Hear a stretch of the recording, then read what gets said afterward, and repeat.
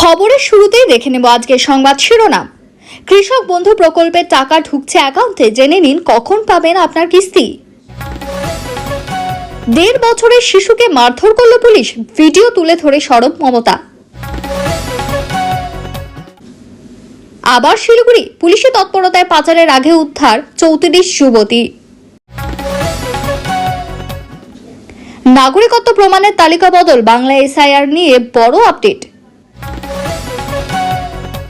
মমতা জানেন তার ভোটটা 2 কোটির নিচে নেমে যাবে, তৃণমূলের ভাষা আন্দোলনের দিনেই তাৎপর্যপূর্ণ মন্তব্য শুভেন্দুর। গাজায় সাময়িক যুদ্ধবিরতির ঘোষণা ইসরায়েলের, হঠাৎ কি হলো নেতানিয়াহুর। সন্দেশখালী জাল নোট কাণ্ডে নাগপুর থেকে গ্রেফতার মূল পান্ডা, ধৃত কলকাতার গলফ গ্রিনের বাসিন্দা। বিডিও পিএসসিতে টাকা দিয়ে ফাঁকা খাতা দেওয়ার পরও চাকরি পেয়েছে, বিডিও নিয়োগ নিয়ে অভিযোগ শুভেন্দুর। কাকাকে খুনের অভিযোগে ভাইপোকে ধরে নিয়ে গেল পুলিশ, তুলল আদালতে। একসঙ্গে জয় শ্রীরাম ও ইনকলাব জিন্দাবাদ, শূন্য তৃণমূল। কৃষক বন্ধু প্রকল্পের টাকা ঢুকছে অ্যাকাউন্টে, জেনে নিন কখন পাবেন আপনার কিস্তি। প্রবল বর্ষণের আশঙ্কা, বঙ্গের আকাশে ফের দুর্যোগের মেঘ। এবার আসছে বিস্তারিত খবরে। ভিডিওটি ভালো লাগলে লাইক করুন এবং আমাদের ইউটিউব চ্যানেলটি সাবস্ক্রাইব করে আমাদের সঙ্গে থাকুন। কৃষক বন্ধু প্রকল্পের টাকা ঢুকছে অ্যাকাউন্টে, জেনে নিন কখন পাবেন আপনার কিস্তি। রাজ্যের কৃষকদের জন্য সুখবর, মুখ্যমন্ত্রী মমতা বন্দ্যোপাধ্যায়ের কৃষক বন্ধু প্রকল্পের অধীনে খারিফ মরশুমের আর্থিক সাহায্য দ্রুত কৃষকদের অ্যাকাউন্টে জমা হতে চলেছে। চলতি বছর জুলাই মাসেই কিস্তির টাকা দেওয়ার ঘোষণা করা হয়েছে। 1 একরেরও বেশি জমির জন্য সর্বোচ্চ 10,000 টাকা এবং 1 একরের কম জমির জন্য ন্যূনতম 4,000 টাকা বছরে 2টি কিস্তিতে দেওয়া হয়। খারিফ মরশুমের কিস্তিতে কৃষকরা তাদের প্রাপ্য অর্থ পাবেন। রাজ্যের বিভিন্ন জেলায় পর্যায়ক্রমে এই টাকা পাঠানো হবে। প্রথম ধাপে ঝাড়গ্রাম, হুগলি, বীরভূম, কোচবিহার, নদিয়া, দক্ষিণ 24 পরগনা, পূর্ব বর্ধমান, পশ্চিম বর্ধমান, পশ্চিম মেদিনীপুর, বাঁকুড়া, মালদা, মুর্শিদাবাদ এবং হাওড়ার কৃষকরা টাকা পাবেন। এরপর অন্য জেলাগুলি থেকেও টাকা দেওয়া হবে। 2019 সাল থেকে শুরু হওয়া এই প্রকল্পের মাধ্যমে কৃষকদের আর্থিক সহায়তা প্রদানের ধারাবাহিকতা বজায় থাকছে। 1.5 বছরের শিশুকে মারধর করল পুলিশ, ভিডিও তুলে ধরে সরব মমতা। আজ থেকে ভাষা আন্দোলন, আগামীকাল পদযাত্রা, আর তার আগে ফের একবার সরব মুখ্যমন্ত্রী। দিল্লি পুলিশের বিরুদ্ধে তুললেন বাঙালিদের উপর অত্যাচারের অভিযোগ। রবিবার নিজের এক্স হ্যান্ডেলে পোস্ট করলেন একটি ভিডিও। কি দেখা গেল তাতে? মুখ্যমন্ত্রীর পোস্ট করা ভিডিওতে দেখা গেল একটি ছোট্ট শিশুর ভিডিও করছে তার বাবা। সেই ভিডিওয়ে তিনি বলছেন, পুলিশ আমার ছেলের কপাল ফাটিয়ে দিয়েছে, আমার বউকেও খুব মেরেছে।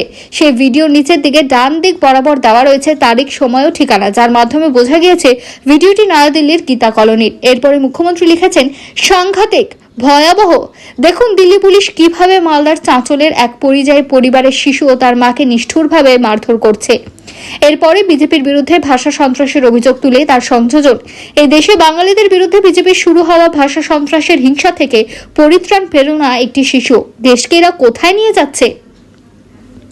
দিল্লি একা উদাহরণ নয়, জয়হিন্দ কলোনি থেকে শুরু হওয়া বাঙালি বিদ্বেষের অভিযোগ এখন ছড়িয়ে পড়েছে দেশ জুড়ে। একই নজির দেখা গিয়েছে হরিয়ানার গুরুগ্রামেও। সেখানেও পরিযায়ী শ্রমিক হিসেবে কাজ করতে যাওয়া বাঙালিদের হাল দেখে উঠছে প্রশ্ন। সেখানে টিগরগাঁওতে একটি বাঙালি বস্তি থেকে রাত বিরেতে তুলে নিয়ে যাওয়া হচ্ছে বাসিন্দাদের। দিন কয়েক আগে সেখান থেকে থানায় তুলে নিয়ে যাওয়া হয়েছিল মালদার আনজারুলকে। তিনি ওই টিগরগাঁওয়েরই বাসিন্দা, রঙের কাজ করে পেট চালান। তার অভিযোগ, টেনে হিচড়ে মারতে মারতে তাকে নিয়ে যাওয়া হচ্ছিল থানায়। কারণ কি, তিনি নাকি বাংলাদেশি। এমনকি আধার কার্ড দেখালেও তাকে মান্যতা দেয়নি পুলিশ। আবারও শিলিগুড়ি, পুলিশি তৎপরতায় পাচারের আগে উদ্ধার 34 যুবতী। নিউ জলপাইগুড়ি অথবা এনজেপি স্টেশনের পর এবার বাস টার্মিনাল। পাচারের আগে ফের উদ্ধার একদল যুবতী। রবিবার বিকেলে 34 জন যুবতীকে উদ্ধার করে প্রধাননগর থানার পুলিশ।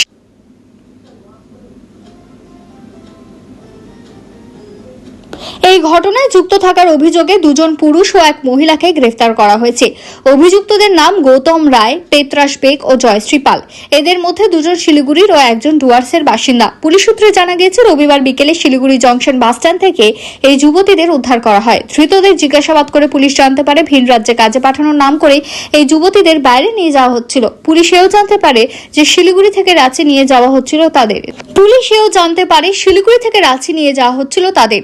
তারপর সেখান সেখান থেকে তামিলনাড়ু নিয়ে যাওয়ার পরিকল্পনা ছিল। তার আগেই গোপন সূত্রে খবর পেয়ে অভিযান চালিয়ে উদ্ধার করা হয় সকলকে। প্রাথমিকভাবে পুলিশ জানতে পেরেছে ডুয়ার্সের বিভিন্ন এলাকা থেকে এই যুবতীদের নিয়ে যাওয়া হচ্ছিল। পুলিশ ধৃতদের বিরুদ্ধে নারী পাচারের মামলা রুজু করেছে। এদিকে উদ্ধার হওয়া যুবতীদের থেকে তথ্য সংগ্রহের পাশাপাশি তাদের পরিবারের সঙ্গে যোগাযোগ করার চেষ্টা করা হচ্ছে বলে পুলিশ জানিয়েছে। পরিবারের সদস্যরা এলে ওই যুবতীদের তাদের হাতে তুলে দেওয়া হবে। এই ঘটনা নিয়ে ডেপুটি পুলিশ কমিশনার বিশ্বজিৎ ঠাকুর বলেন, উদ্ধার হওয়া যুবতীদের আইনানুযায়ী বাড়ি পাঠানো হবে। 3 জনকে গ্রেফতার করা হয়েছে। গোটা ঘটনা তদন্ত শুরু হয়েছে। সম্প্রতি এনজেপি স্টেশন থেকে 56 জন যুবতীকে উদ্ধার করা হয়। এই ঘটনায় এখনো পর্যন্ত 4 জনকে গ্রেফতার করেছে পুলিশ। এই ঘটনার কয়েকদিনের মধ্যেই বাসে করে যুবতীদের পাচার করার চেষ্টা করা হলো। যদিও পুলিশের তৎপরতায় সেই ছক বানচাল হয়। এনজেপির ঘটনার সঙ্গে এই ঘটনার কোনো যোগসূত্র রয়েছে কিনা সেই বিষয়টি নিয়েও তদন্ত করে দেখা হচ্ছে বলে পুলিশের তরফে জানা গিয়েছে। নাগরিকত্ব প্রমাণের তালিকা বদল, বাংলা এসআইআর নিয়ে বড় আপডেট। জল্পনা চলছিলই বাংলায় এসআইআর এখন সময়ের অপেক্ষা। কোন কোন নথি নাগরিকত্বের প্রমাণ সেই তালিকা বদলের সম্ভাবনা। কমিশন সূত্রে তেমনটাই খবর। ভিন রাজ্যে বিপদ, বাংলার পরিযায়ী শ্রমিকদের জন্য হেল্পলাইন নাম্বার চালু পুলিশের। কমিশন সূত্রে খবর, আগস্টের শুরুতেই জারি করা হয়ে যেতে পারে বিজ্ঞপ্তি। শুধু বাংলা নয়, স্বাধীনতা দিবসের পরে অন্য রাজ্যগুলিতেও এসআইআর বা ভোটার তালিকা সংশোধনের কাজ শুরু হয়ে যাবে। এখন বিহারে নাগরিকত্ব প্রমাণের জন্য 11 পরিচয় ব্যবহার করা হয়েছে। সীমান্তবর্তী রাজ্য বাংলায় নাগরিকত্ব প্রমাণের তালিকা বদলের সম্ভাবনা। পরিচয়পত্রের সংখ্যা বাড়তে পারে, আবার কমতেও পারে। আলাদা তালিকা প্রকাশ করবে কমিশন। এদিকে বিহারে এসআইআর নিয়ে সিদ্ধান্তকে চ্যালেঞ্জ করে সুপ্রিম কোর্টে মামলা করেছেন তৃণমূল সাংসদ মহুয়া মৈত্র। এখনই স্থগিতাদেশ নয়, কমিশনকে আধার কার্ড, এপিক কার্ড ও রেশন কার্ড বিবেচনার নির্দেশ দিয়েছে শীর্ষ আদালত। আগামীকাল সোমবার ফের মামলাটি শুনানি সুপ্রিম কোর্টে। বিরোধী দলনেতা শুভেন্দু অধিকারী বলেন, পুরো বিষয়টা তারা এসআইআর আটকাতে চায়।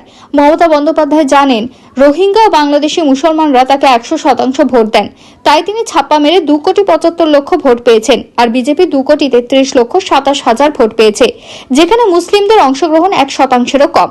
হাতে গোনা রাষ্ট্রবাদী মুসলিম, বাকি সবটাই মূলত সনাতনীদের ভোট এবং আদিবাসীদের ভোট। মমতা জানেন তার ভোটটা 2 কোটির নিচে নেমে যাবে। তৃণমূলের ভাষা আন্দোলনের দিনেই তাৎপর্যপূর্ণ মন্তব্য শুভেন্দুর। বছর ঘুরলে পশ্চিমবঙ্গে শুভেন্দু অধিকারী। হিন্দুদের মিথ্যে মামলায় ফাঁসানোর অভিযোগে এদিন শুভেন্দু মিছিল করেন। সেখান থেকে বিরোধী দলনেতা বলেন, মমতা বন্দ্যোপাধ্যায় জানেন এই জলটা বেরিয়ে গেলে দুধটা রয়ে যাবে এবং তার ভোটটা 2 কোটির নিচে নেমে যাবে। সেই আতঙ্কে এগুলি করছে। এর সঙ্গে ভাষার কোনো সম্পর্ক নেই। আর বাংলাদেশি মুসলমানরাও বাংলায় কথা বলে। রোহিঙ্গাদের কথার একটু টান আছে, কিন্তু ওরা বর্মা থেকে কক্সবাজারে এসে সেখানে 2-3 বছর রোহিঙ্গা ক্যাম্পে থেকে তারপর বাংলা শিখে এখানে এসে ছড়িয়ে পড়ছে। এরা কেউ থাকবে না, সব রাজ্য থেকেই পুশব্যাক হচ্ছে, এখানেও পুশব্যাক হবে। আমরা এসআইআরও চাই। আর বাংলার জনগণ বাঙালি, ভূমিপুত্র, ভূমিকন্যাদের আবেদন করব বিজেপিকে আনুন। উত্তরপ্রদেশ সহ গোটা ভারতবর্ষ যেভাবে অনুপ্রবেশকারীদের তাড়িয়ে দিয়েছে, আমরাও তাড়াবো। 21শে জুলাইয়ের মঞ্চ থেকে ভাষা আন্দোলনের ডাক দিয়েছিলেন মমতা বন্দ্যোপাধ্যায়।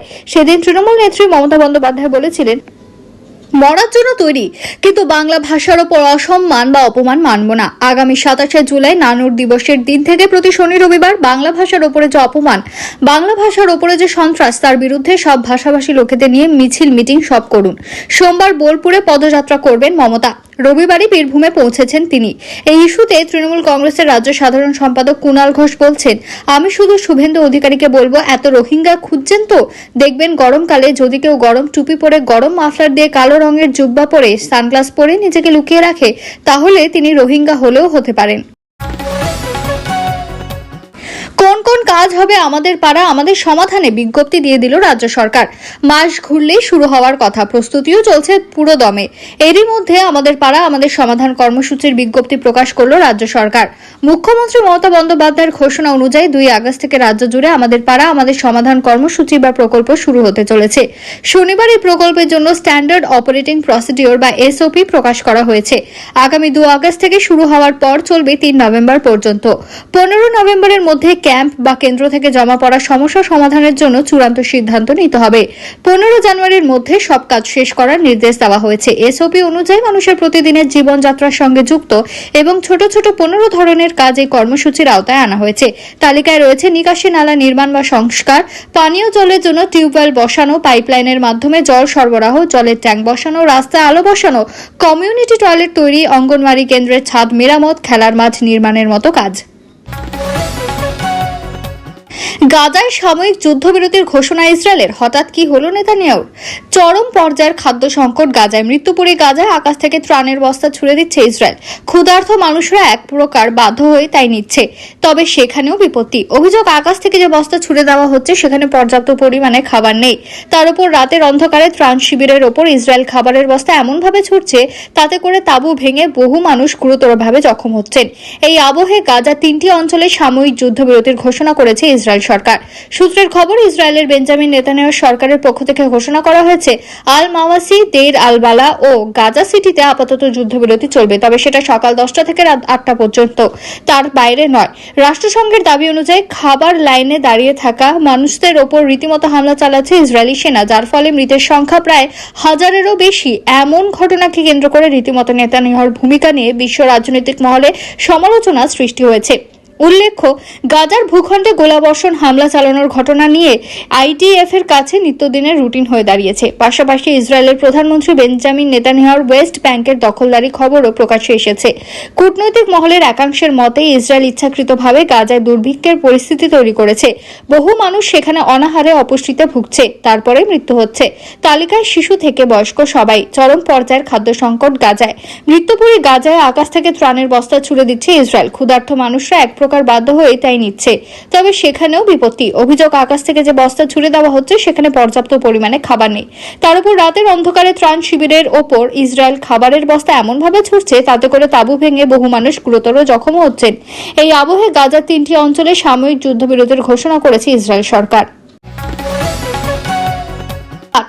প্রবল বর্ষণের আশঙ্কা, বঙ্গের আকাশে ফের দুর্যোগের মেঘ। বৃষ্টি কমলেও এখনই মিলবে না স্বস্তি। আগামী সপ্তাহে ফের দুর্যোগের আশঙ্কা। সপ্তাহের শুরুতে ফের পশ্চিমবঙ্গে বৃষ্টি বাড়বে। মঙ্গলবার থেকে ভারী থেকে অতি ভারী বৃষ্টির সতর্কতা রয়েছে। উত্তর ও দক্ষিণ 24 পরগনায় অতি ভারী বৃষ্টির সতর্কতা। আগামী সপ্তাহে কলকাতা, হাওড়া, হুগলি, পূর্ব বর্ধমান এবং পূর্ব পশ্চিম মেদিনীপুরে ভারী বৃষ্টির পূর্বাভাস রয়েছে। আগামী 24 ঘন্টা মৎস্যজীবীদের সমুদ্রে যেতে নিষেধ করা হয়েছে। ভারী বৃষ্টির সতর্কতা জারি উত্তরের জেলাগুলিতেও। দক্ষিণবঙ্গের আবহাওয়া, সোমবার বিক্ষিপ্তভাবে ভারী বৃষ্টির পূর্বাভাস পূর্ব বর্ধমান, পশ্চিম বর্ধমান, বীরভূম, মুর্শিদাবাদ, নদিয়া, হুগলি ও উত্তর 24 পরগনা জেলায়। সঙ্গে প্রতি ঘন্টা 30 থেকে 40 কিলোমিটার বেগে জোড়ো হাওয়া বইবে।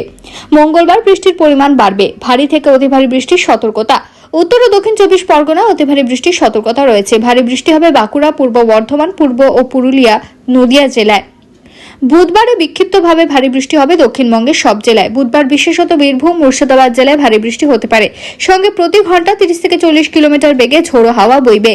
বৃহস্পতিবার থেকে শনিবার পর্যন্ত বিক্ষিপ্তভাবে ভারী বৃষ্টি হবে দক্ষিণবঙ্গের সব জেলাতেই। আগামী কয়েকদিনের আবহাওয়ার পূর্বাভাস। উত্তরবঙ্গের আবহাওয়া, সোমবার বিক্ষিপ্তভাবে কালিম্পং, মালদা এবং দক্ষিণ দিনাজপুরে ভারী বৃষ্টির পূর্বাভাস জারি করা হয়েছে হলুদ সতর্কতা। মঙ্গলবার দার্জিলিং, জলপাইগুড়ি ও উত্তর দিনাজপুরে বিক্ষিপ্তভাবে ভারী বৃষ্টির সম্ভাবনা। বুধবার সামান্য কমবে বৃষ্টির পরিমাণ, তবে উত্তরবঙ্গের সব জেলাতেই বিক্ষিপ্তভাবে বৃষ্টি হবে। বৃহস্পতিবার জলপাইগুড়ি, আলিপুরদুয়ার ও কালিম্পংয়ে বৃষ্টিপাতের হলুদ সতর্কতা জারি করা হয়েছে। শুক্রবারও ভারী বৃষ্টির সম্ভাবনা উত্তরবঙ্গের জেলাগুলিতে। জলপাইগুড়ি, আলিপুরদুয়ার, কোচবিহারে ভারী বৃষ্টি হতে পারে। শনিবার ভারী থেকে অতি ভারী বৃষ্টি হবে আলিপুরদুয়ার, জলপাইগুড়িতে। ভারী বৃষ্টি হতে পারে দার্জিলিং, কালিম্পং এবং কোচবিহারে।